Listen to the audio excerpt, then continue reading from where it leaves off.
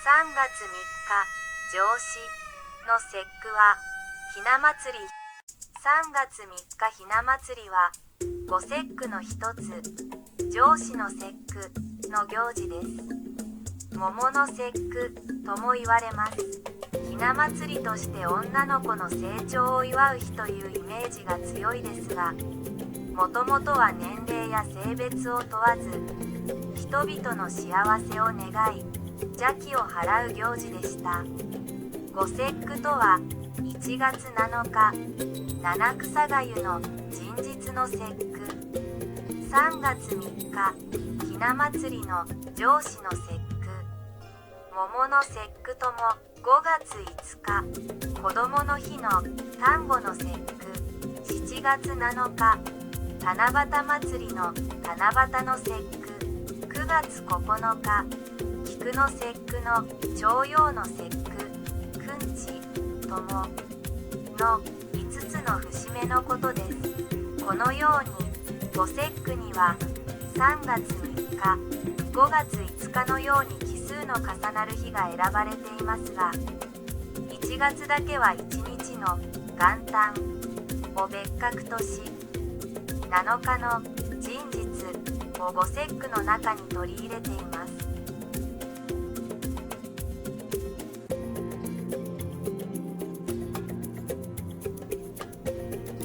3月3日、上巳の節句はひな祭り。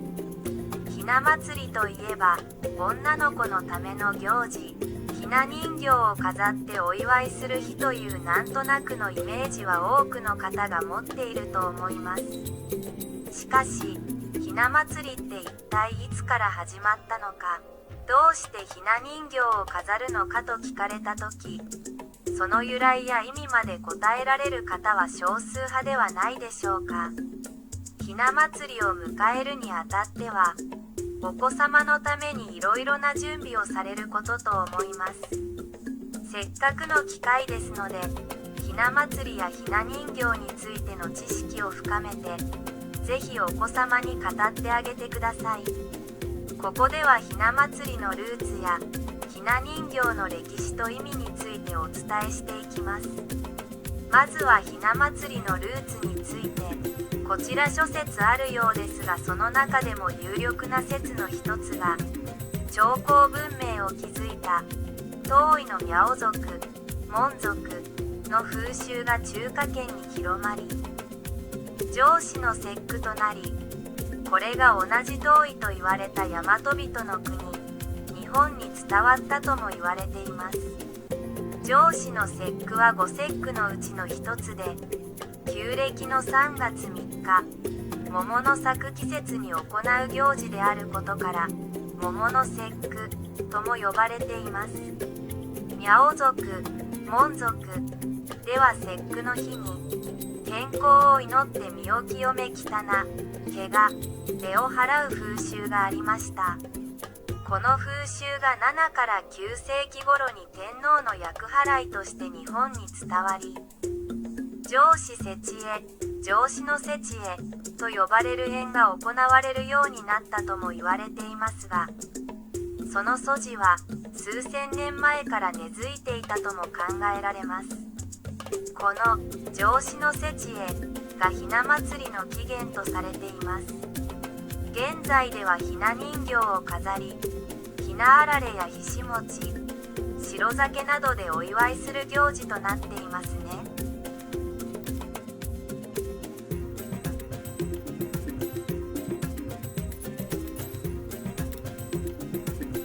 一方、ひな人形の始まりはいつだったのでしょうか。16,500年以上前から続いた縄文時代の人型である土偶に込められた家族への思いからなのではないでしょうか。縄文時代にはすでに土偶を地母神として崇め、五穀豊穣などを願っていたとも考察されています。大きな意味ではそれがひな人形の起源だと考えられます。一般的には弥生時代になると幼児の災難を除くための身代わり人形が登場したと考えられていて、その後のひな人形の歴史に通ずるものが伺われています。今の我が国の衛生、医療技術では考えにくいことではありますが、未だに貧困国などでは幼児の死亡率が高く、成人までに成長することが困難な状態に置かれていることを、私たちは決して無視してはいけません。では、今ほど医療技術が発達していなかった時代の世界ではどうでしょうか。すべての国、地域で成人するまで生きながらえるのが難しい時代が続きました。したがって、厄払いやみそぎとしての儀式は今以上に大切にされてきたのです。時は流れて奈良時代頃には、人型と呼ばれる木片とか紙を人の形にして、これに自らの汚れをこすりつけ川に流す腹胃の儀式が行われ始めました。奈良時代に始まった人型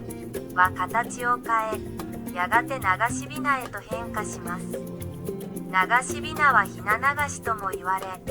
土や紙あるいは布でできた払い人形を3月の節句に祀り、汚れを水に流して清める行事のことです。このように我が子が健康で無事に成長しますように、との祈りをお人形に込めたところから、お守りや厄払いとしてのお雛様につながっていきます。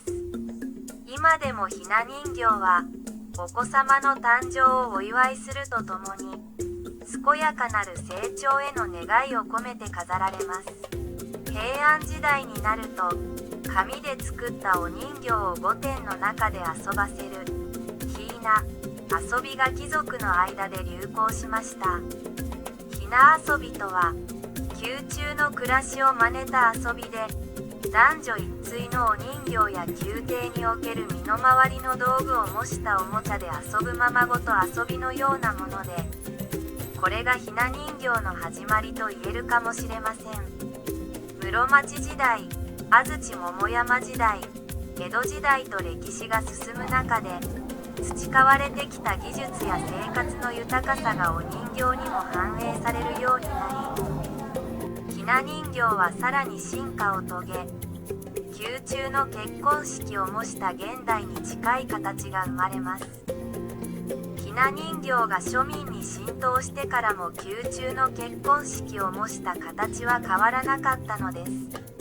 お雛様のように玉の輿に乗ってほしいという親心は貴族も庶民も今も昔も変わらなかったのでしょう。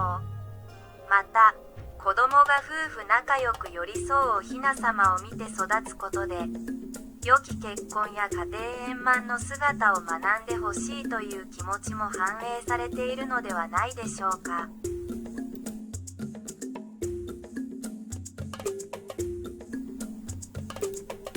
さて、